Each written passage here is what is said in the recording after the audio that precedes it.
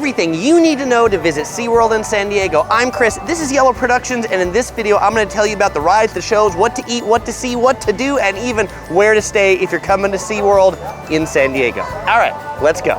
The first thing to know is just a little bit of background about SeaWorld. If you take a zoo, cross it with an aquarium, actually like 17 of them, and cross it with a theme park, more and more thrill rides every year, you get SeaWorld. Founded in the 1960s, this is the original SeaWorld theme park and is one of San Diego's most popular attractions with over 4 million visitors annually, and is open 365 days a year whenever you want to come. The second thing to know is about tickets. You can get tickets for as cheap as $55 for a single day if you buy it online. $110 on the busy days or at the gate. So definitely for the cheapest tickets, buy them online. They sell annual passes. This thing's called a fun card, which does have a lot of blockout dates, or the annual pass, $150, no blockout dates. And you know what? That comes with free parking, which is a pretty good deal, because we're going to talk about how expensive parking is up here in the next section. The third thing to know is about getting into SeaWorld. It's very centrally located in San Diego, just a 10-minute drive from San Diego Airport and downtown San Diego.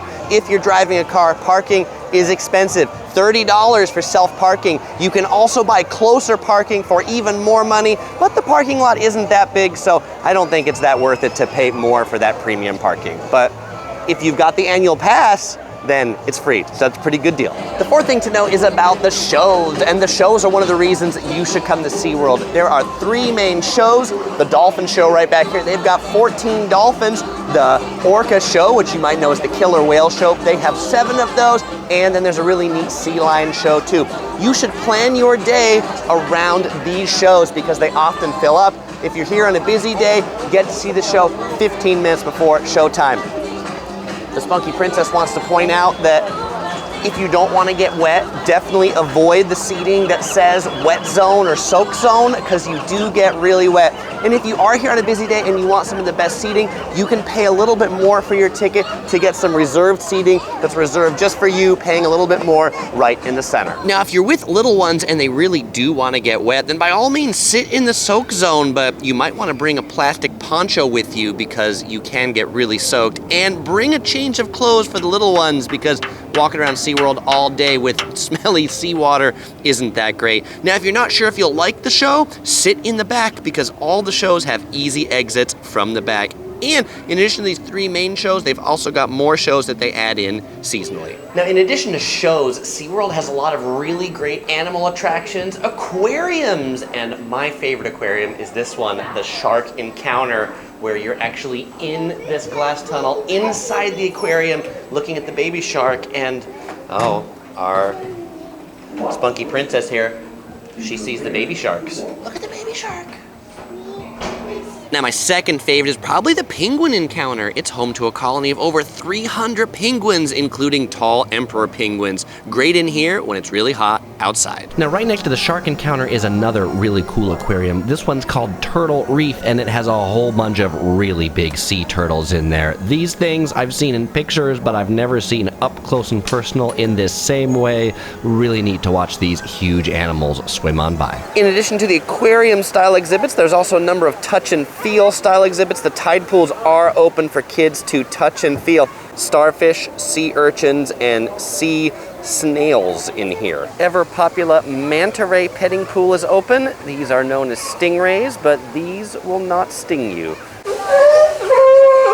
Now, the smelliest and noisiest animal exhibit is definitely the sea lion feeding area. Now, in addition to just looking at the animals, you can feed them. $7 here at the Sea Lions will get you 4 fish. Are you ready to feed them? Here we go. Closed hand. There's a fish right here. Now, also noisy, but slightly less noisy than the sea lions are the flamingos. A little bit smelly too. I always love coming to see the flamingos. Something about seeing these colorful animals just makes me feel like everything's gonna be all right with life.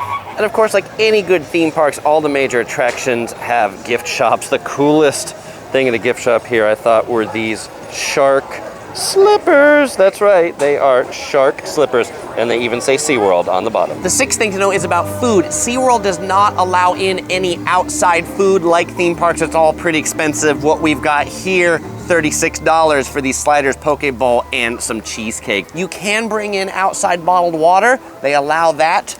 Pro tip, freeze it, and then halfway through your day, it'll be still cold for you. If you have a baby, like we do our Traveling Princess, they also allow you to bring in baby food from the outside. Bottled water, baby food. Other than that, I would say plan to just probably have lunch in the park and then dinner. Maybe have that when you leave outside. The seventh thing to know is about when to go. And the summertime is definitely gonna be the busiest. So if you wanna spend the most money and be here with the most people, come in the summer. I mean, the good thing about summer though is the park is open the longest. They have the longest hours. But for the least amount of crowds, come in the winter. January and February, pretty slow months. We're here in December and the park is themed all for the holidays, which is pretty nice too. And you know what? San Diego has great weather all year round. You can eat ice cream just about any day. Seaworld has a ton of great rides for big kids and little kids alike. The little kids rides, they're in the Ocean Explorer Land right by the front gate. And even the princess here can go on this ride. They've got a thing right at the front that you can see the height that all of your kids can go on the rides. Are you having fun? Yeah. And of course, we had to go on the yellow flying submarine. Most of the rides are included in your admission price, but there are two that aren't, and interestingly enough, they aren't the thrill rides. One of the ones you have to pay extra for is this one, the Bayside Sky Ride, that takes you from SeaWorld proper to this other part that used to be the Atlantis restaurant. No longer a restaurant, now it just comes back. This will cost you $6 per adult. Kids under 3 are free. The other one that's gonna cost you money is the big tower, the big viewing tower. That one's also $6. When we were here, it wasn't running, but it does a 360 view up on top.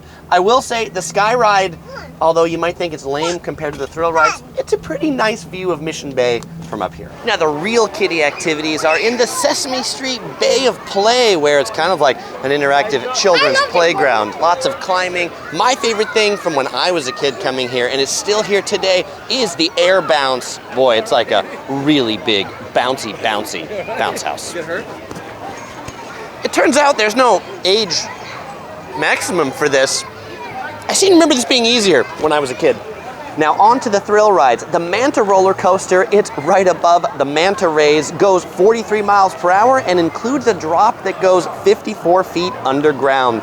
Electric Eel, this is a much taller roller coaster. It goes up to 150 feet, multiple loops, twists, and inversions. Emperor is California's first floorless dive coaster that drops 90 degrees. And there's a new coaster opening in 2023, Arctic Rescue. It's gonna be the fastest and longest straddle coaster on the West Coast. And if you're here in the summer and you want to cool down without that yucky salt water from the marine mammals, then check out Shipwreck Rapids. It's the raft ride here, a lot of fun, but you will get really soaked. If you're here in a day when the lines are too long, you can buy Quick Queue, which starts at $20, which lets you skip the line and basically go in the exit instead of the long line at the entrance. And the ninth thing to know is that if you're trying to figure out how to get around the park, you should definitely download the Seaworld app. You can get it for your iPhone or your Android device. It'll tell you all the things you can see. And one of the great things you can see is the shark right here. Friendly shark for kids. Thank you very much, Friendly Shark. And the 10th thing to know is about where to stay if you want to be close to SeaWorld. The closest hotel is the Dana, and you can walk from that hotel to the front gate of SeaWorld in about 15 minutes. Also nearby is the Hyatt Regency. It's about a 5-minute further walk than the Dana. The next two closest hotels, these are a drive, but they're a short 5-minute drive. The Bahia in Mission Beach and Paradise Point on one of those islands in Mission Bay. And the last thing to know is we've got more videos. If you're planning a trip to San Diego, you might enjoy checking out our San Diego travel guide. Or if you're a true animal lover, then you'll also want to check out the San Diego Zoo. Isn't that right, Spunky Princess? Yeah, well, as usual, we won't say goodbye because we're going to see you in one of those videos. Links are also in the description below.